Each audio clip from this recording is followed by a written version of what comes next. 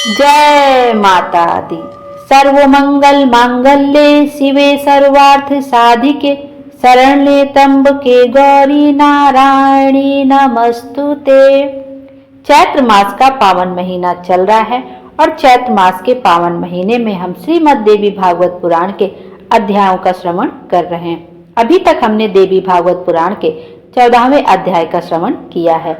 आज हम श्रीमद् देवी भागवत पुराण के 15वें अध्याय का श्रवण करेंगे। सुखदेव जी का व्यास जी के आश्रम में वापस आना, विवाह करके संतानोत्पत्ति करना तथा परम सिद्धि की प्राप्ति करना। सुखदेव जी बोले, हे महाराज, मेरे हृदय में यह शंका हो रही है कि माया में लिप्त रहते हुए कोई मनुष्य निष्प्रह कैसे हो सकता है। शास्त्र का ज्ञान प्राप्त करके नित्य का विचार करने पर भी चित्त से मोह नहीं दूर होता, तब भला वह मनुष्य मुक्त कैसे हो सकेगा। मनुष्य के मन में स्थित मोह को दूर करने के लिए केवल शास्त्र बोध ही समर्थ नहीं हो सकता। जैसे केवल दीप जलाने की बात करने से अंधकार दूर नहीं होता, अतः बुद्धिमान मनुष्यों को चाहिए कि वे कभी किसी से देश भाव न रखें।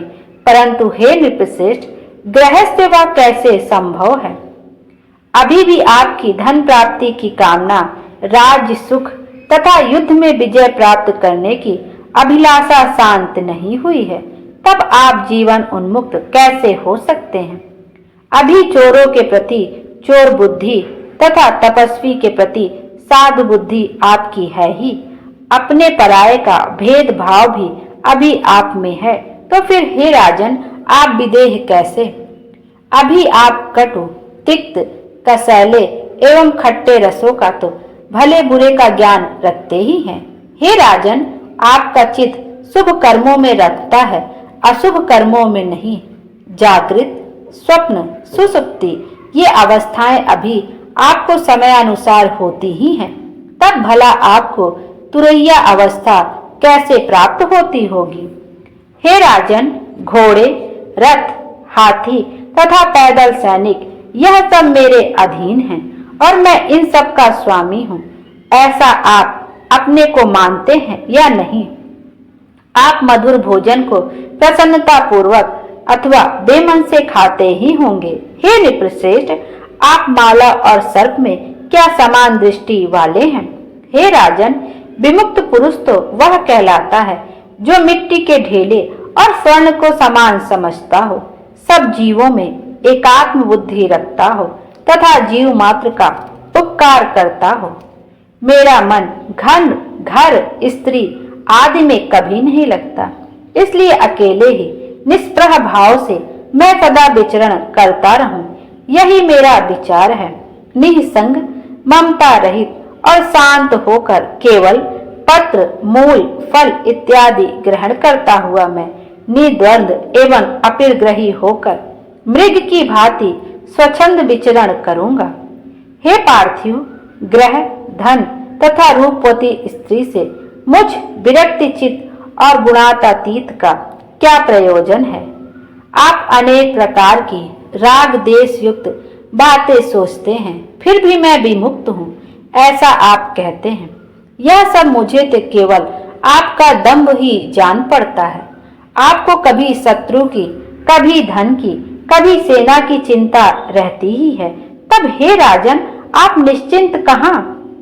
स्व अल्पहारी अटल व्रत वाले जो बैखानस मुनि हैं, वे इस संसार की अनियंता को जानते हुए भी इसमें आसक्त हो जाते हैं। हे राजन, आपके वंश में उत्पन्न सभी राजाओं का नाम विदेह यह हो जाता है, इसमें भी आप धोखा समझिए, दूसरा कुछ नहीं। जिस प्रकार किसी मूर्ख का नाम विद्याधर, जन्मांध का नाम दिवाकर तथा सतत दरिद्री मनुष्य का नाम लक्ष्मीधर रखना निरर्थक है, उसी प्रकार पूर्व काल में आपके वंश में उत्पन्न जिन जिन राजाओं को मैंने सुना है, वे नाम से ही विदेह प्रसिद्ध हुए हैं, कर्म से नहीं। हे नृप, आपके कुल में पहले निमि नाम के राजा हो चुके हैं। उन राजर्षि ने एक बार अपने गुरु वशिष्ठ मुनि को यज्ञ के लिए निमंत्रित किया।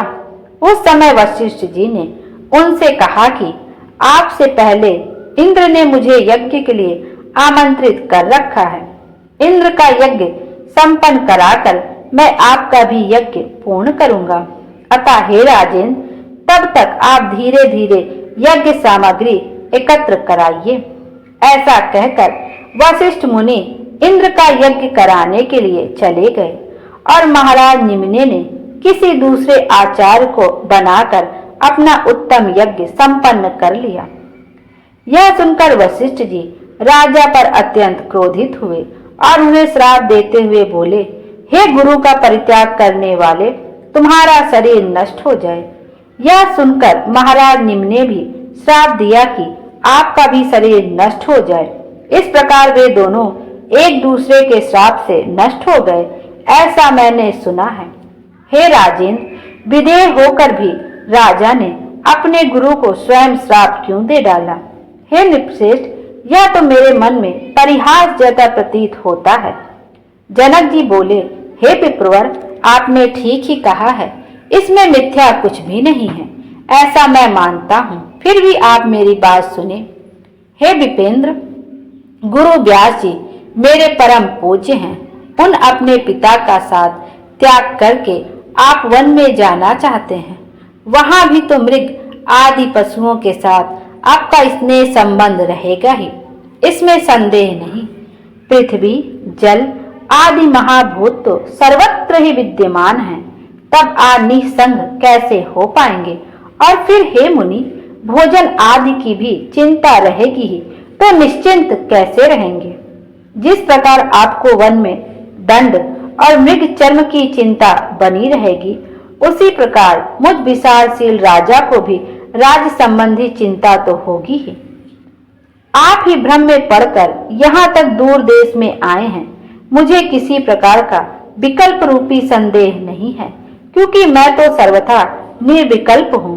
हे विप्र, मैं सुख से भोजन करता हूँ और सुख पूर्वक शयन करता हूँ। हे मुनि, मैं बुद्ध नहीं हूँ। इस भावना से मैं सर्वदा सुखी रहता हूँ। इसके विपरीत मैं बद्ध हूँ। इस शंका से आप सर्वदा दुखी ही रहते हैं। अतः आप इस शंका को छोड़कर सदा सुखी एवं स्वस्थ हो जाइए। यह शरीर मेरा है, यही बंधन का कारण है। यह मेरा नहीं है, ऐसा निश्चय ही मुक्ति है। यह गृह है, संपत्ति, राज्य मेरा नहीं है, ऐसा मेरा दृढ़ निश्चय है। सूत जी बोले, महाराज जनक की बात सुनकर सुखदेव जी हर्षित हुए और उनसे आज्ञा लेकर व्यास जी के उत्तम आश्रम के लिए चल पड़े। व्यास जी ने अपने ज्ञानी पुत्र को आते देखकर सुख प्राप्त किया। उन्होंने सुखदेव जी को हृदय से लगाकर तथा उनका सिर सूंघकर उनकी कुशलता पूछी। सब शास्त्रों में कुशल एवं वेदा अध्ययन में तत्पर श्री सुखदेव जी अपने पिता के साथ रमणीय आश्रम में सावधान होकर रहने लगे। राज्य करते हुए महात्मा जनक की वह विदेहावस्था देखकर सुखदेव जी परम शांति को प्राप्त कर अपने पिता के आश्रम में ही स्थित हो गए। योग मार्ग में रहते हुए भी सुखदेव जी ने पितरों की पीवरी नाम की सौभाग्यवती सुंदर कन्या को पत्नी रूप में स्वीकार कर लिया। उन्होंने उससे कृष्ण, गौरप्रभ, भूरि और देवश्रुत नामक 4 पुत्र उत्पन्न किए। साथ ही उन प्रतापी व्याससुत सुखदेव जी ने कीर्ति नाम की एक कन्या उत्पन्न करके उस कन्या का विवाह विभाज्य के पुत्र महात्मा अड़हु के साथ कर दिया। सुखदेव जी की कन्या से उत्पन्न अड़हु के पुत्र श्रीमान ब्रह्मा दत्त हुए, जो बड़े प्रतापी ब्रह्म ज्ञानी एवं पृथ्वी के रक्षक थे।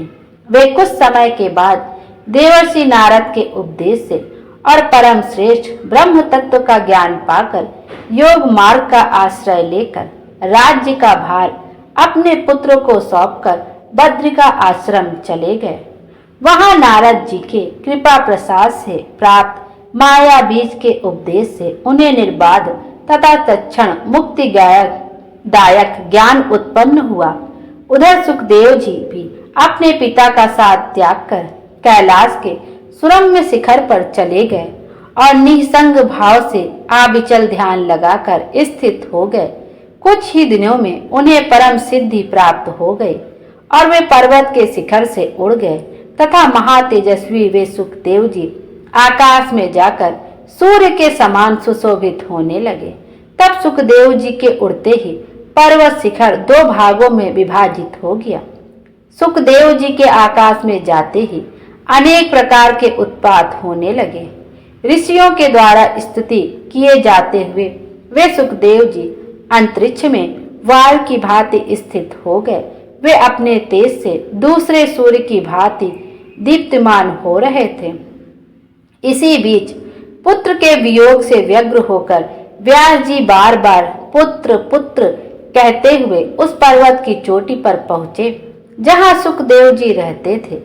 थके हुए व्यास जी को दीन भाव से करुण क्रंदन करते हुए देखकर सभी जीवों में साक्षी रूप से विद्यमान परमात्मा ने प्रतिध्वनि के रूप में उत्तर दिया। आज भी उस पर्वत के श्रृंग पर वैसी ही प्रतिध्वनि स्पष्ट सुनाई देती है।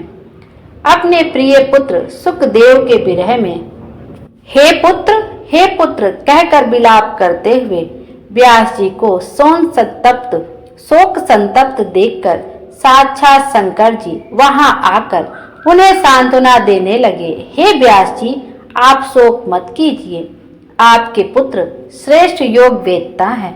उन्होंने अकृत आत्माओं के लिए भी दुर्लभ परम गति प्राप्त कर ली है। अतः ब्रह्म ज्ञान रखने वाले आपको उन ब्रह्म ज्ञानी सुखदेव के लिए चिंता नहीं करनी चाहिए।